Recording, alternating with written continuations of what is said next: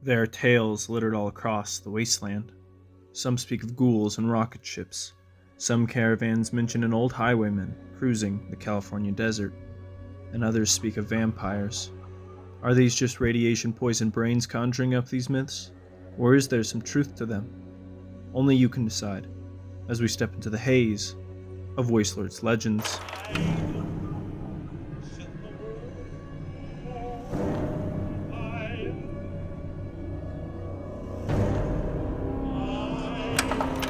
Galaxy News Network, or GNN, was a pre-war network program most famously recognized by its subdivision, Galaxy News Radio. GNN was very pro-government and contained plenty of pre-war propaganda, including advertisements boasting the US government's development of the Fat Man. This propaganda was so extreme that at one point they released a video of two American soldiers and T-51B Palmer executing what appears to be a Canadian soldier, which causes the soldiers to begin laughing as the lifeless corpse twitches on the ground. When GNN wasn't promoting US propaganda, it primarily focused on entertaining her citizens while providing them with information. Unsurprisingly for the time, the information provided to the citizens was filtered and one-sided. The entertainment side of GNN consisted of talk shows, TV shows like Captain Cosmos, radio stories, and music, all of which were staples of American pastime. While I wasn't able to find too much information on their pre-war operations, I have discovered what became of two popular locations after the Great War.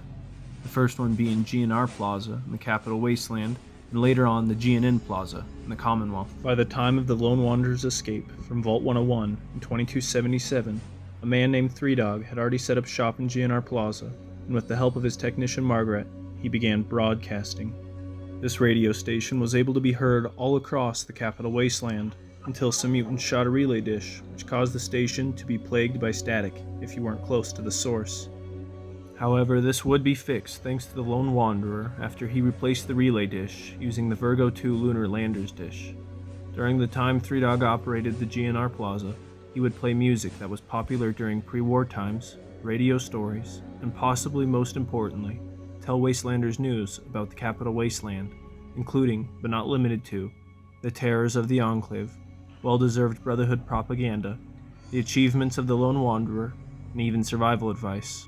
While there is many good things to say about GNR Plaza in 2277, there was a shift in what went on here, as when I returned 10 years later, it was under attack by the Talon Company mercenary group.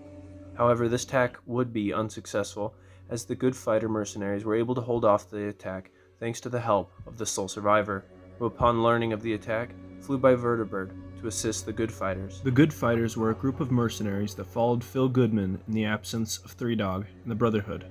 This newly formed group took the role of this building's former owners until the attack of Talon Company, which resulted in the deaths of most of the Good Fighters' number, including their leadership. After the attack, most of the Good Fighters disbanded, possibly looking for other mercenary jobs, and others left to work on settlements under the mighty Minutemen. As for the GNR Plaza, I don't know its fate, but I have a feeling that it's going to be in the hands of good people soon enough. While the story of GNR Plaza is one of hope, the GNN Plaza is not the same. Upon scouting the premises, I noticed it was extremely well defended by gunners, and after further investigation, I discovered that this was their headquarters. After infiltrating this lion's den, I discovered that this was once the main broadcasting station for the Commonwealth. The inside contained the long-dead employees, some still at their posts where they were before the bombs. Unlike its capital Wasteland counterpart, it was filled with bad people, all of which were greedy mercenaries. While traversing this hive of gunners, I got to see a glimpse of what it looked like 200 years ago, a center for reporters with plenty of offices and an impressive archive. Unfortunately, most of these papers were unreadable due to the harsh conditions of the wasteland. After the fight, I eventually found a key that unlocked the door to where many broadcasts had taken place. What was once a room of great importance in media had been turned to a barracks and a kitchen. At the recording of this holotape, I am unsure of what happened to the GNN Plaza, although one of my sources from the Commonwealth has claimed that it is the new radio station of the Minutemen, broadcasting the castle's signal even further into the wasteland. While many companies and businesses were lost in the Great War, It seems that GNN has adapted to the post-apocalyptic era, in large thanks to people fighting the good fight, including myself and my friend Navigator, by using GNR frequencies to bring you all the truth, no matter how bad it hurts. Thanks for listening, children. I'm your host, Wastelord. Be sure to like and subscribe, and may the wasteland treat you with peace and prosperity.